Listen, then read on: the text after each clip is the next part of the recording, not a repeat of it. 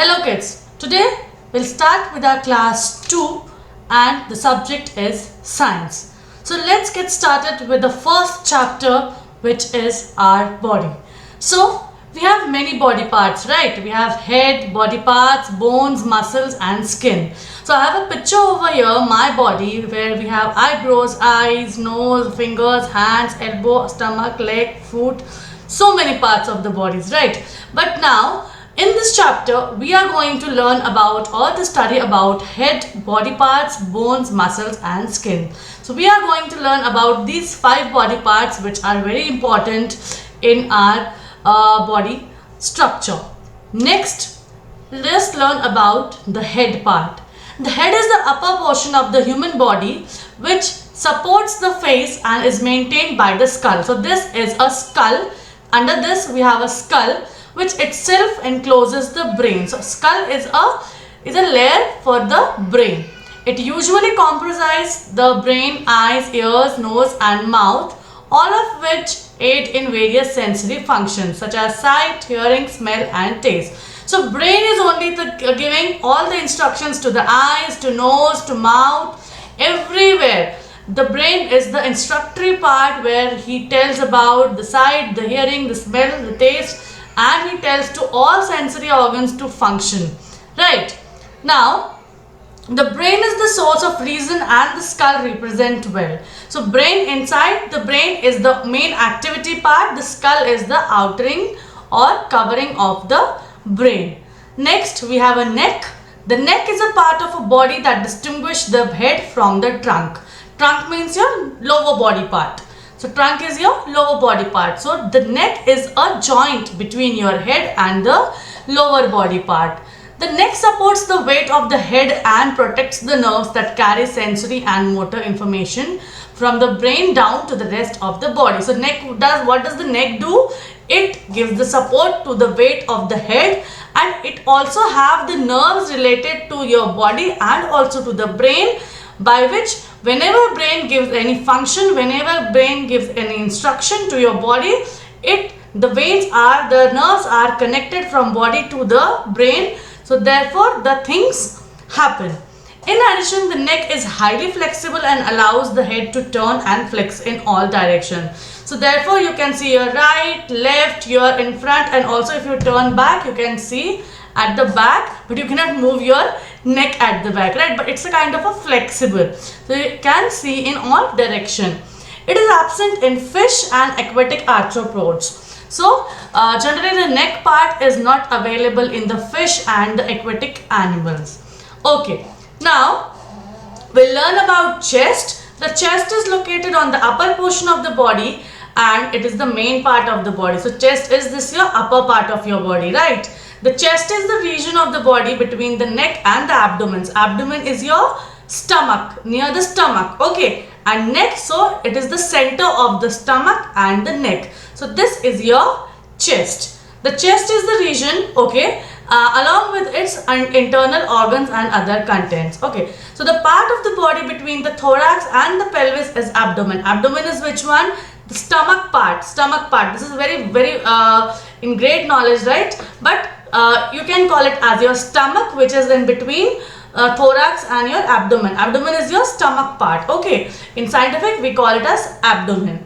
The cavity of this part of the trunk contains the chief organs. So like in this we contain all the stomach, the intestine and the liver. So in this abdomen we have liver, we have intestine, we have stomach. So there's a huge thing inside your body, okay?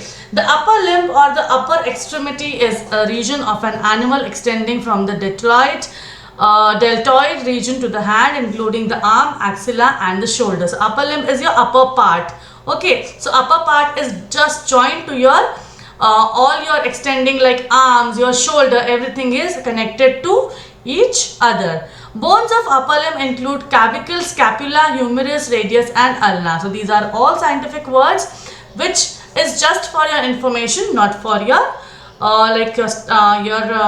study or your explanation.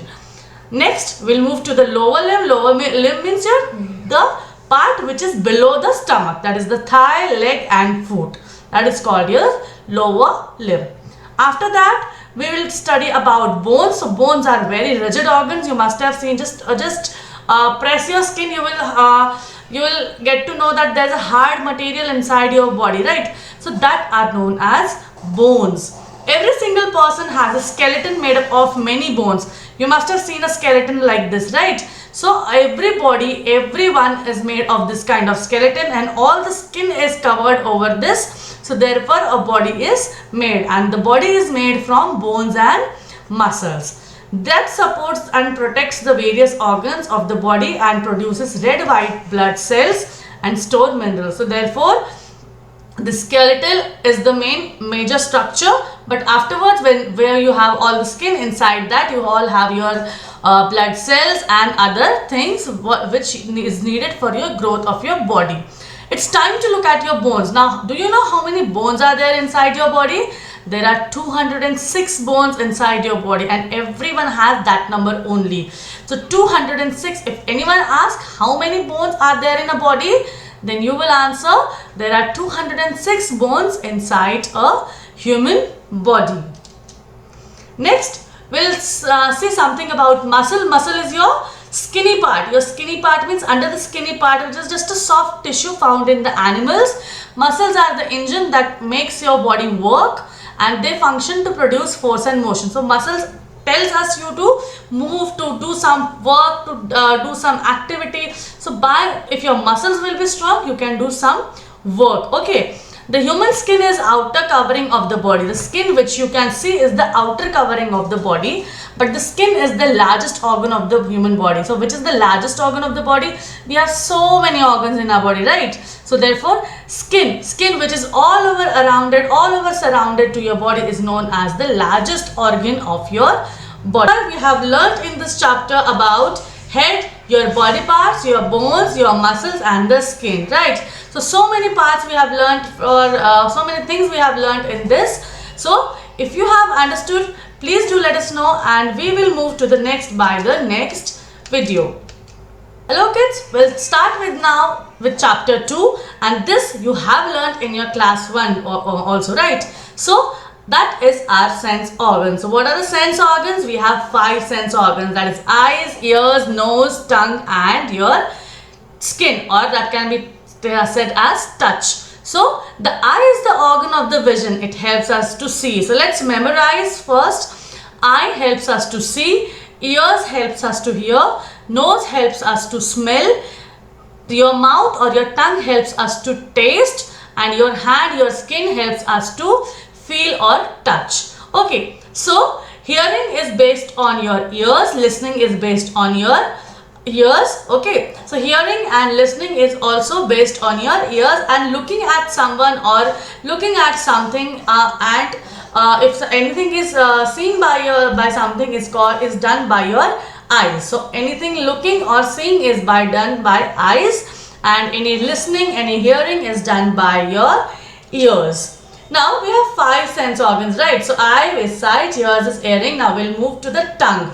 The tongue is a soft, thin and smooth skin called as a mucous membrane, and by this we can have the sense of sense of taste, and by the skin we have a sense of touch, and by the nose we have the sense of smell. So that is only the important part needed in your this 5 sense organs. And there are 4 kinds of touch sensations that can be cold, heat, contact, pain, and there's like your tongue is also there. So your tongue can sweet, bitter, sour, sweet, salty. So every basic things are done over here, that what is eye, what belongs to eyes, what belongs to ears, what belongs to nose, what belongs to tongue, and what belongs to your skin. So only this much is there. You must know about your sense organs, which all are these, and also what are their work or what are their functions.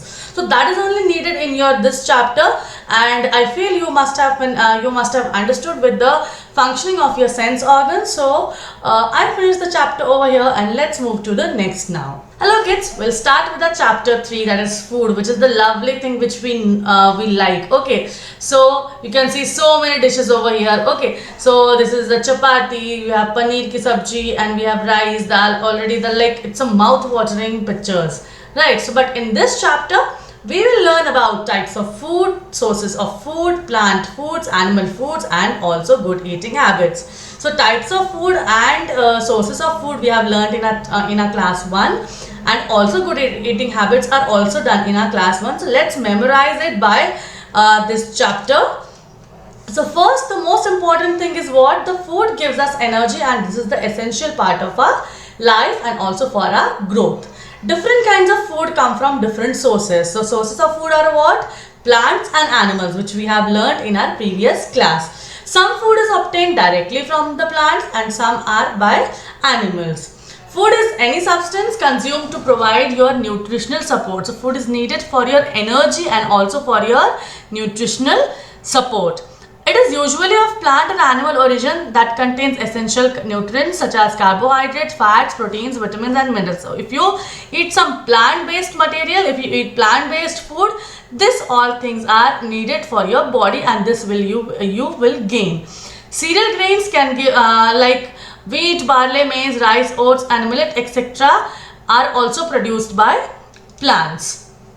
Now let's think about the animals one. Animals are used as a food either directly or indirectly by the products they produce. So animals can be used as a food directly, and indirectly means we can eat we can have like milk, we can have cheese. So that is the animal product. We are not using animals, that is the animal product. So meat is an example of a direct product, while milk is an example of an indirect product. Okay, now we'll move to some good eating habits which has to be there in you. That is, you should avoid oily and junk foods. That is not it is not good for your health. Good nutrition and balanced diet helps kids to grow healthy, and also share meal times and eat the same healthy food. Do not skip your meals. Eat slowly, chew your food well. Always eat breakfast, do not skip it. Eat fresh fruits and leafy vegetables. Let's move on this picture also. So this is 8 habits of being a healthy kids. Spend at least 1 hour a day being physically active. So you have to be physically active. Spend less than 2 hours a day watching TV, playing video, computer games or mobile. Eat at least total of 5 fruits and vegetables every day. Snack on healthy foods and less junk food and sweets. Drink or eat at least 3 low-fat dairy foods a day. Drink at least 2 glasses of bottles or water a day instead of soda, Coca-Cola and the other things which is junk. And also eat smaller amounts. Bigger is not better, because it can make your habit very wrong. Okay, now next is in this chapter we have learnt about types of foods, sources of food, plant foods, animal foods and good eating habits. So must have understood the points, and now let's move on to the next.